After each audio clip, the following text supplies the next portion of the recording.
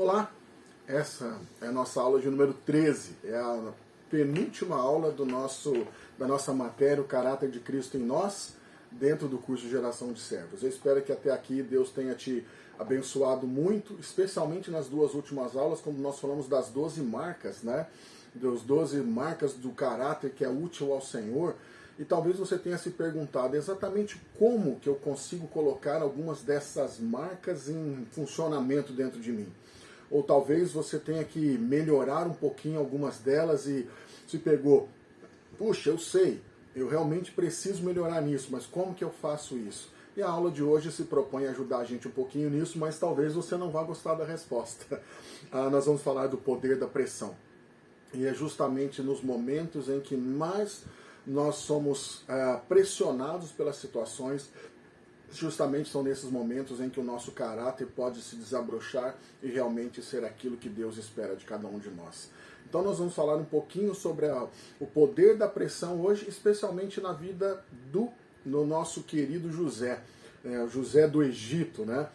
O 11º filho de Jacó, que foi vendido pelos seus irmãos e todos os demais. Não vou ler nenhum versículo específico na aula de hoje, mas eu deixo aqui como proposta, se você quiser, leia dos capítulos 37 a 41 de Gênesis, toda a história de José está ali. Então nós vamos só fazer algumas referências a isso, porque a vida dele é um bom exemplo de um caráter que, mesmo debaixo de pressão, ele pôde mostrar o seu melhor.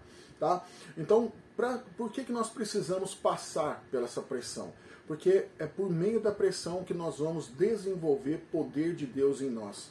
Sem realmente ter ido ao deserto, sem ter passado por dificuldades tremendas, dificilmente nós seremos aprovados na obra que Deus tem separado para cada um de nós.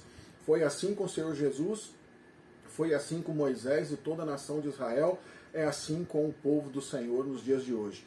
Nós precisamos estar debaixo de pressão se nós queremos, então, desenvolver poder do Senhor para realizar as obras que nós precisamos. O caráter, ele é forjado em tempos de batalha. Ele não é forjado em tempos de suavidade. Você pode até meditar sobre ele, mas somente colocando ele à prova, no meio do fogo intenso, é que nós vamos separar desse fogo intenso o ouro que é mais puro. Então, para a gente entender melhor esse conceito, pressão é igual a poder. E sem pressão é sem poder. A medida de pressão na nossa vida é igual à medida do poder que Deus vai liberar sobre cada um de nós. Nós gostamos, geralmente, de ter poder, mas dificilmente nós gostamos de estar sob pressão. E quando a gente vai olhar um pouquinho da vida de José, nós vamos entender que a escola de José foi uma imensa panela de pressão a qual Deus permitiu que ele passasse. Para que os irmãos tenham uma ideia. Ele sofria perseguição dos seus irmãos porque ele era caçula e ele era um dos preferidos do pai. A gente vai encontrar isso lá em Gênesis 37, no verso 11. Então, simplesmente porque o pai gostava dele mais do que os irmãos tinham raiva dele. Então, eu imagino que esses irmãos aí, com ciúmes dele, não se resumia simplesmente a um versículo bíblico, como devia ser a vida normalmente. Tanto que, na ocasião seguinte ali da descrição do relato, o pai, Jacó, manda que José vá ver como seus irmãos estavam, e quando ele é visto de longe, os irmãos conversam entre eles mesmos, planejando até mesmo a morte do seu irmão. Olha que coisa louca, né? Depois, assim, embora ali Rubem não permitisse que lhe tirassem a vida, né? Eles jogam ele num buraco, então ele foi vendido como um escravo pelos ismaelitas, né? E depois ele acabou sendo comprado por um egípcio. Está lá em Gênesis 37, versos 28 e também no verso de número 36. Depois disso, na casa desse egípcio, de Potifar, ele se mostra um excelente mordomo da casa, do seu amo. Nós não vamos encontrar nenhum relato bíblico dele reclamando ou tentando fugir para voltar para o seu povo. Ele estava ali, realizava todas as tarefas e fazia muito bem, ao ponto de que Potifar confia a ele toda a sua casa. Mas por causa disso, a esposa de Potifar dá em cima dele, porque ele era um jovem muito bonito. Numa determinada situação ele foge deixando a capa para trás, então ele é acusado de ter assediado sexualmente a esposa do seu patrão. Por conta disso, para onde vai parar o José? Vai parar numa prisão lá no Egito. Né? Nessa prisão, interessante que o relato ali no capítulo número 39 fala que ele caiu nas graças do carcereiro. O carcereiro deixava ele fazer todas as atividades administrativas dentro da própria prisão. Né? E não somente ali ele teve a oportunidade de revelar, né, trazer a interpretação dos sonhos, né, tanto do copeiro como do padeiro. Um, infelizmente, foi para a morte, mas o outro retorna ali para as graças do próprio faraó, e até uma promessa ali que José fala, ó, jura para mim que quando você estiver diante de faraó, você vai falar de mim para ele. E aí a pessoa fala assim, não, pode deixar que eu vou falar assim. E se esqueceu completamente. Passam-se 2 anos ainda de José naquela prisão, quando então, finalmente, através do sonho, né, de faraó, das vacas gordas, das vacas magras, que é uma história bem conhecida, é que José pode sair da prisão e a partir disso ir ali começar a trabalhar com o próprio faraó. E não somente isso, ele se tornou o principal intendente de faraó para todo o Egito nessa resolução dessa crise, porque os 7 primeiros anos foram anos de extrema fartura. Mas a sabedoria, né, que Deus lhe deu, eles conseguem acumular o suficiente para passar os 7 anos depois de fome e colocar o Egito no mapa, né, como uma das principais potências daquela época. Tudo isso na vida de José a gente poderia entender como uma grande escola, uma grande dificuldade que ele foi necessário passar por ela para então ser aprovado e realizar essa obra extraordinária. A gente poderia até pensar, né, que uma vez que ele estivesse ali no alto poder, ali ao lado, né, como uma pessoa de confiança de Faraó, que ele se esqueceria de quem ele era e simplesmente viveria de uma forma até mesmo perseguir os seus irmãos. Porque quando seus irmãos vão ao Egito buscar ali alimento, porque realmente a fome estava muito brava, né? Quer dizer, já haviam passado pelo menos 7 anos, né, dessa situação. Ele trata os seus irmãos não com desdém, mas simplesmente ele tem a sabedoria de entender da parte de Deus o propósito para tudo aquilo. Esse versículo eu trouxe aqui, é Gênesis capítulo 45, verso número 5, diz assim: agora não se aflijam nem se recrimem por terem me vendido para cá, pois foi para salvar vidas que Deus me enviou adiante de vocês. Interessante que essas diversas pressões na vida de José nunca o tornaram uma pessoa amarga, ou uma pessoa que havia perdido a capacidade de perdoar. Nunca deixou que o rancor chegasse ao seu coração.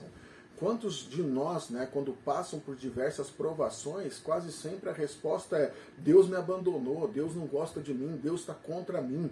Ou que inferno de vida que Deus me colocou. Nós geralmente falamos isso quando nós não entendemos que o propósito de Deus é trabalhar a nossa alma, o nosso coração, o nosso entendimento no momento de crise. Eu separei aqui 5 pontos para a gente falar um pouquinho sobre isso, né? Sobre essa questão da pressão sobre as nossas vidas, e não peça para que Deus alivie a pressão, mas peça para que Deus te dê entendimento sobre por que nós estamos passando sobre essas pressões, ok? Eu coloquei aqui, a pressão do pecado, ela finalmente leva o crente a se apegar a Deus, porque quanto mais nós somos tentados, mais nós precisamos nos apegar a Deus para resistir e não cair nessa mesma tentação e realmente pecar contra o Senhor. Então nós precisamos da pressão, muitas vezes, do pecado, para que isso nos leve a tomar uma atitude de nos apegarmos mais ao Senhor. Se simplesmente a nossa vida não tivesse nenhuma tentação, nenhuma pressão vinda disso, será que nós buscaríamos a Deus com a mesma intensidade? Essa é uma boa pergunta, não é? Outra pressão, né? A pressão da necessidade, do desejo por coisas, às vezes básicas mesmo, como alimento e coisas assim, nos leva num ponto tal em que finalmente nós precisamos aprender a desistir de buscar as coisas por nós mesmos e começarmos a buscar o Senhor. Então eu preciso muitas vezes estar debaixo de uma pressão da necessidade, né? Puxa, eu preciso levantar o dinheiro para pagar as contas, eu preciso... E quando nós vemos quanto tamanha é a pressão, mais é o nosso desejo de falar: bom, eu realmente não tenho como cumprir nada disso, eu preciso esperar pela provisão do Senhor, que é o nosso Jeová Jireh, né? Ele sim sabe o que nós necessitamos, mas enquanto nós estamos fazendo as coisas por nossas próprias mãos, quase nunca nos damos conta de que Deus é realmente o provedor. Só quando falta alguma coisa que a gente de novo vai buscar o Senhor, não é verdade? E isso realmente é algo que às vezes entristece o nosso coração, que se não for por meio das lutas, provavelmente nenhum de nós buscaria o Senhor da maneira como Ele espera ser buscado. Né? Mas não somente isso, Ele quer que nós o busquemos para o encontrar. Então, quando nós falamos de caráter, a mudança de caráter que eu preciso está no Senhor. E eu preciso então entender que se eu não buscar no próprio Deus, dificilmente eu vou ter a habilidade ou a graça de transformar o meu caráter sozinho. Há uma outra pressão sobre a qual nós podemos olhar na vida de José e também se aplica nas nossas vidas, que é a pressão das circunstâncias. Nós não escolhemos como as coisas vão nos acontecer. Ele não escolheu ser lançado num buraco, depois disso ser vendido pelos ismaelitas, depois trabalhar como escravo na casa de Potifar, ser lançado numa prisão no Egito, e nenhuma dessas coisas de fato ele era culpado. Né? Mas essa pressão por essas circunstâncias, né, nos faz chegar a tal nível, né, que nós como cristãos muitas vezes nós desistimos de tentar resolver, né, e a gente escolhe então depender única e exclusivamente de Deus. Você já se viu em situações difíceis que não havia outra resposta senão o próprio Deus? Talvez uma situação de enfermidade, você foi dormir hoje, estava tudo bem, amanhã chega aquela notícia e parece que o mundo desabou, parece que não há mais chão debaixo dos nossos pés.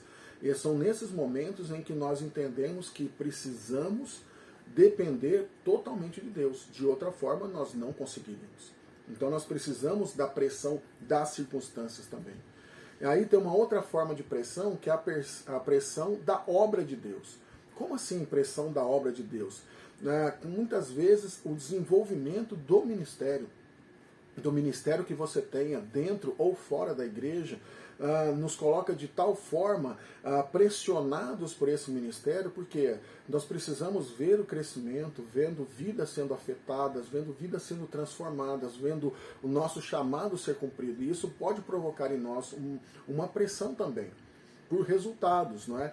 Para ver as coisas realmente acontecendo. O problema é que às vezes nós queremos esses resultados para provar para as pessoas o quão nós somos bons, quando em verdade bom só existe um, que é o Senhor. E tudo que nós fazemos, nós precisamos fazer para o Senhor. Então a pressão da obra de Deus pode chegar num nível, né, que nós como obreiros, nós vamos desistir de liderar ou produzir o fruto por nós mesmos. E então nós vamos ao Senhor, nós buscamos ao Senhor em total dependência para ver os frutos a partir daquilo que Ele pode nos dar. Deus, mais que ninguém, sabe quanto fruto nós precisamos produzir para Ele. Porque, afinal de contas, o próprio Senhor Jesus disse que Ele era a videira. E nós somos apenas galhos que estão enxertados nessa videira. Então o fluxo de vida da videira chega até a última ponta do galho, mas todo o fruto que é produzido não é nosso, não é por nossos méritos, não é pelo nosso feito, mas é produzido para a glória de Deus. E Ele sabe quanto cada galho pode produzir. Então às vezes a pressão vai fazer com que a gente desista, né, de querer fazer as coisas por nós mesmos, de querer dar fruto por nós mesmos. Então comecemos a depender e buscar o fruto para o Senhor. E por último, nós temos a pressão que o próprio inimigo vai exercer sobre as nossas vidas. E essa é uma pressão que ninguém quer passar. Mas, em verdade, todo aquele que está buscando fazer a vontade de Deus, que está engajado na obra do Senhor, que está sendo transformado dia após dia, de glória em glória, né? Como disse o apóstolo Paulo, todo aquele que foi alistado pelo Senhor, nós sabemos que nós estamos em uma guerra. E essa guerra é contra o inimigo das nossas almas, contra Satanás. Então é extremamente necessário que nós passemos por essa pressão, porque a pressão do inimigo vai nos levar à completa rendição, não a Ele, ao Senhor Deus Todo-Poderoso. Então eu sei, porque na minha força não há nada em mim que consiga vencer a Satanás. Então eu preciso aprender a depender de Deus ainda mais. Percebeu que todas estas pressões, a resposta dela quase sempre é a mesma. É aprender a depender mais de Deus. Então, seja a pressão do pecado, das necessidades, das circunstâncias, de fazer a obra, ou mesmo a pressão que o inimigo coloca sobre nós, a resposta quase sempre é abandonar aquilo que nós achamos que podemos e fazemos, e então nós aprendemos a depender mais do Senhor. Sempre, ao chegarmos ao nosso ponto final, eu não aguento mais, até aqui que eu vou, chega, né? É a hora que nós vamos ver Deus liberando o seu poder para nos resgatar dessa situação e nos fazendo ainda conhecer mais profundamente a obra dele. Então, se você quer realmente ver o seu caráter sendo transformado, entenda que nós precisamos estar debaixo da pressão de Deus. Essa aqui foi a nossa aula de número 13, como eu disse no comecinho, a nossa penúltima aula. Na próxima semana nós vamos ter a nossa aula ao vivo, né, a última aula presencial, e aí então a partir disso nós concluímos essa matéria, e eu espero que você esteja comigo aí na nossa aula presencial de número 14. Que Deus abençoe a sua vida, em nome do Senhor Jesus.